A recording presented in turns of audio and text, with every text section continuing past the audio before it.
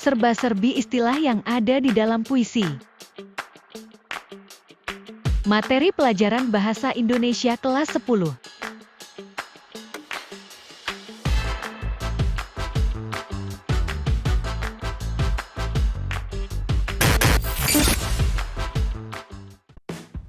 Majas. Majas adalah salah satu alat retorika yang digunakan dalam bahasa untuk menciptakan efek tertentu dalam komunikasi agar menjadi lebih menarik dan estetik. Perhatikan contoh puisi berikut. Apakah kita masih mencari mentari? Manakala sepi merindukan sunyi. Kalimat yang dicetak tebal merupakan contoh majas personifikasi, di mana benda mati digambarkan dapat berperilaku seperti makhluk hidup. Aku menunggumu sampai laut mengering.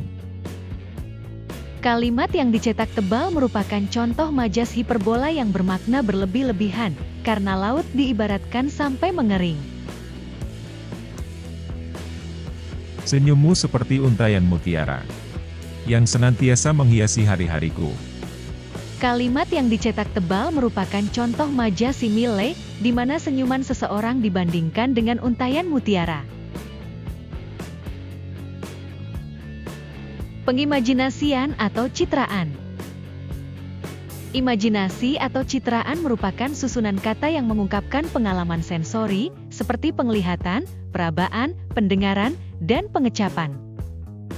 Perhatikan contoh puisi berikut. Kita berbicara keluh pada celah-celah dinding berdebu. Sementara beduk mengalun bertalu-talu, memanggil malu-malu.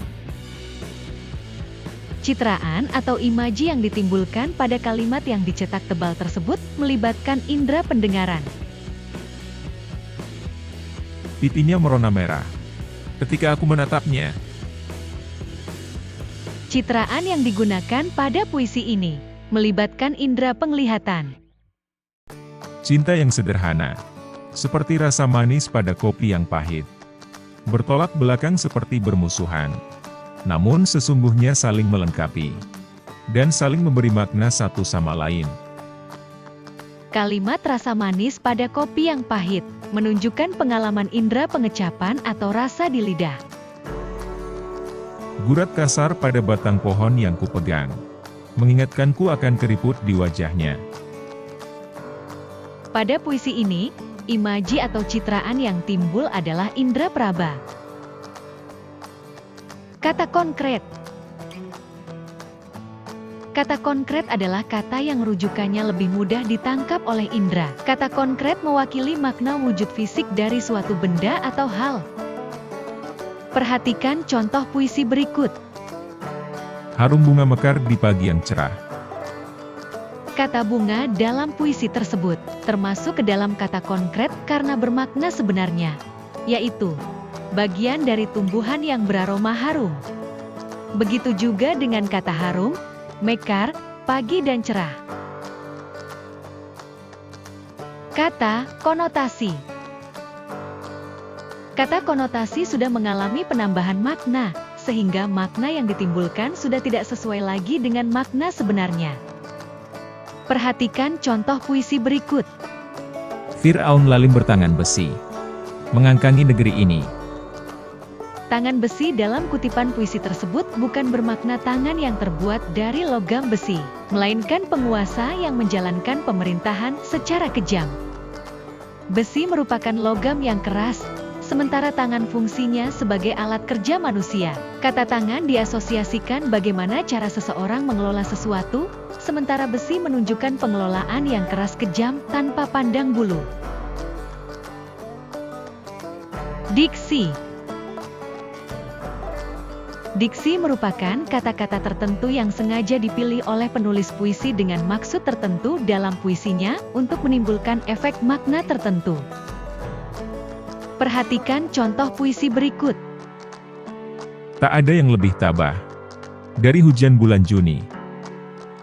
Dirahasiakannya rintik rindunya kepada pohon berbunga itu.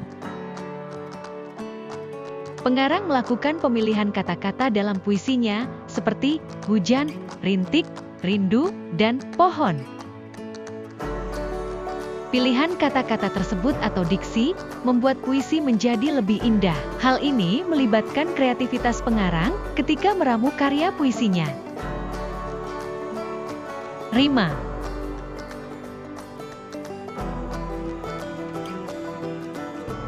Rima adalah bunyi yang ditimbulkan oleh huruf atau kata untuk memperindah puisi dan menggambarkan perasaan pengarang.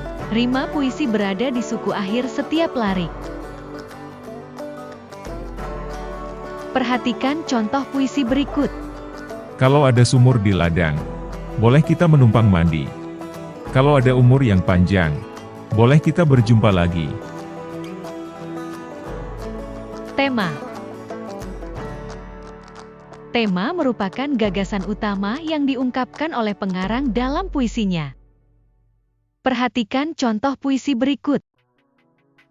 Berdiri aku di tepi pantai, di bawah langit yang membentang, merasakan negeri keindahan, Indonesia yang kusayang. Tema dalam puisi ini adalah kekaguman akan indahnya alam di Indonesia. Hal ini terlihat pada diksi, pantai, keindahan, dan Indonesia. Tipografi. Tipografi merupakan pengaturan dan penataan elemen-elemen visual di dalam teks puisi.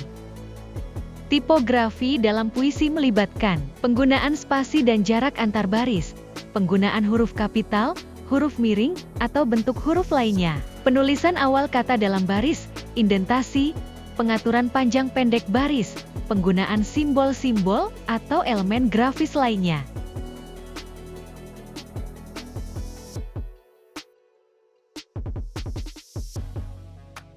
Struktur batin puisi. Struktur batin puisi adalah struktur pembangun puisi dari dalam yang tidak terlihat langsung pada penulisan katanya. Struktur batin puisi bisa juga diartikan sebagai media pengungkapan dan penyampaian makna dari penyair yang mampu membangkitkan rasa, semangat, dan emosi dalam diri pembaca. Struktur batin dalam puisi terdiri dari tema, nada, rasa atau perasaan, dan amanat. Amanat. Amanat adalah maksud atau pesan yang hendak diungkapkan penyair kepada pembaca. Meski begitu, amanat dalam puisi tak selalu disampaikan secara tersurat. Terkadang struktur batin puisi ini bisa dijumpai secara tersirat di balik kata maupun tema puisi. Perhatikan contoh puisi berikut. Kalau aku merantau, lalu datang musim kemarau. Sumur-sumur kering, daunan pun gugur bersama ranting. Hanya mata air matamu ibu, yang tetap lancar mengalir. Tema dalam puisi tersebut dapat dilihat pada 3 baris terakhir puisi, di mana sang pengarang yang mendeskripsikan mata air sebagai simbol kebahagiaan narator sebagai anak. Namun, ironisnya mata air tersebut berasal dari air mata ibu, yang merupakan simbol kesedihan dan susah payah pengorbanan. Terima kasih sudah mengikuti pembelajaran puisi pada kali ini. Semoga kita dapat bertemu kembali di pembelajaran berikutnya.